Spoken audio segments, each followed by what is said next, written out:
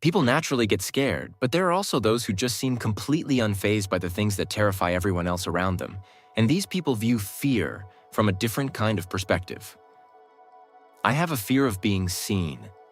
As someone who's always been private, the thought of putting myself out there, considering the tendency of being judged, criticized, or watched failing publicly, kept me paralyzed for a very long time. My mind fed my thoughts with every what-if imaginable you could think of running through my head before I even started this channel. What if people hate the videos I would make? What if I just embarrass myself by doing this? What if I fail in front of everyone? These thoughts kept racing in my head from the start of the year. When this happens, I spiral, and this time wasn't any different.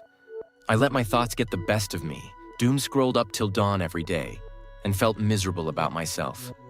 Then, I decided to watch my comfort anime, Haikyuu, and that was when I learned how this character dealt with fear in the best way possible. This character wasn't fearless at all. He even classified himself as a scaredy cat. But somewhere along the way, he learned something about fear that nobody around him ever figured out. Something that made his presence the most dominating one on any court he ever stepped on. And it wasn't because of his skill, but what he did the moment fear showed up. I founded by the character with fear and worry of being seen. For a long time, that fear felt like a legitimate reason to stay hidden. Every what-if I had felt like evidence that I was not ready, not capable, and not cut out for this.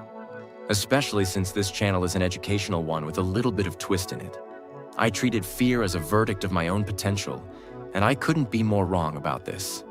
While I was rewatching Haikyuu, I learned from someone I didn't really pay attention much to before, which was Karasuno's libero himself, Nishinoya Yuu. His character didn't teach me how to be brave. It corrected my wrong thinking about what fear actually was. And once I saw it through his perspective, fear felt very different to me. Nishinoya Yuu is Karasuno's libero, the team's primary line of defense, the player whose entire job is to receive what everyone else couldn't, and he was more than exceptional at it.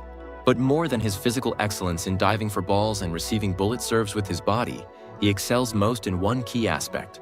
During Karasuno's match against Inarizaki in the Nationals, they faced Atsumu Miya, one of the most dangerous servers in the series. Atsumu was a dual wielder in terms of serving, meaning he can execute both jump topspin serves and jump floaters perfectly.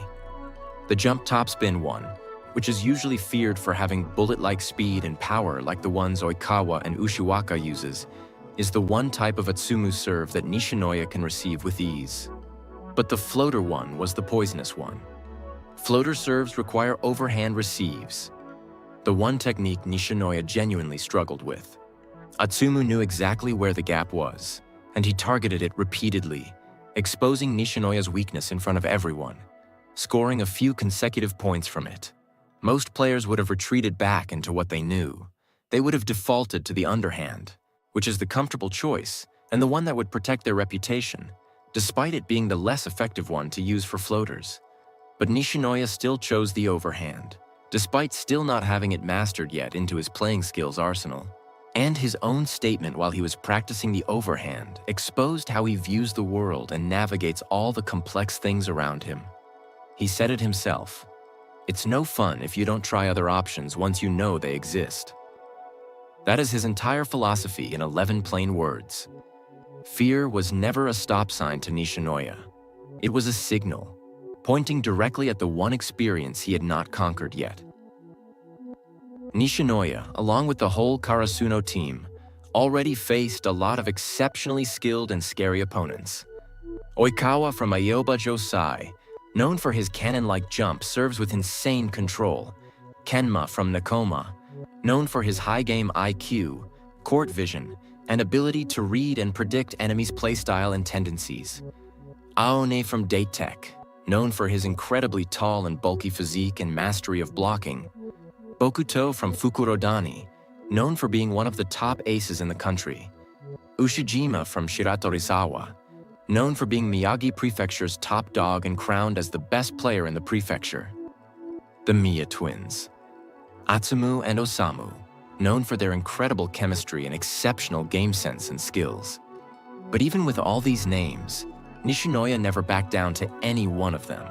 He all faced them head-on, scared or not, and managed to conquer them all. That's how Nishinoya saw and treated the fear of facing players of high status. Nishinoya wants to teach us that fear is only an indicator of the unknown, not the inability. Simultaneously, it is also an indicator of growth, showing you the exact areas in life you need to conquer to expand your growth further. Nishinoya did not wait for the fear to leave before he tried the overhand receive. In fact, he tried it because the fear was there. To him, the discomfort of the unknown was the signal that something worth learning lived on the other side of it. The moment Atsumu exposed his weakness, Nishinoya did not see a threat. He saw uncharted territory, undiscovered area for growth, and untapped potential.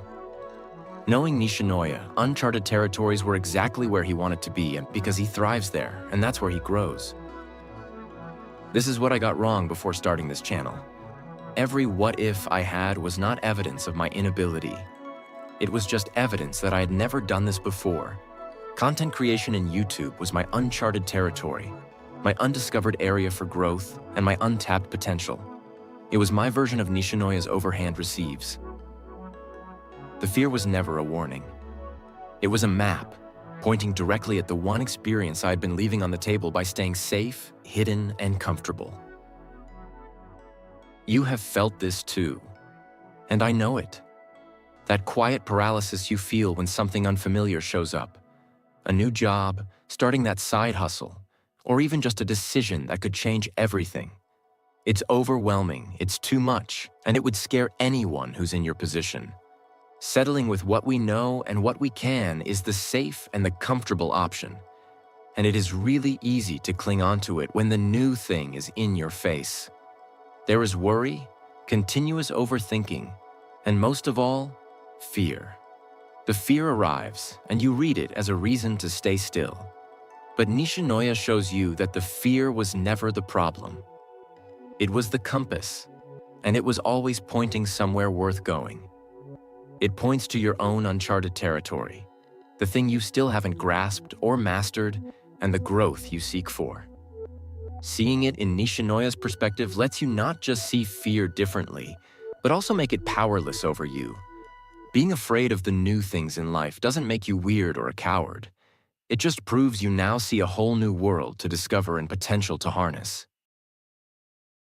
New things are scary, but so is staying the exact same. This is The Mandate of Expansion by Nishinoya Yuu.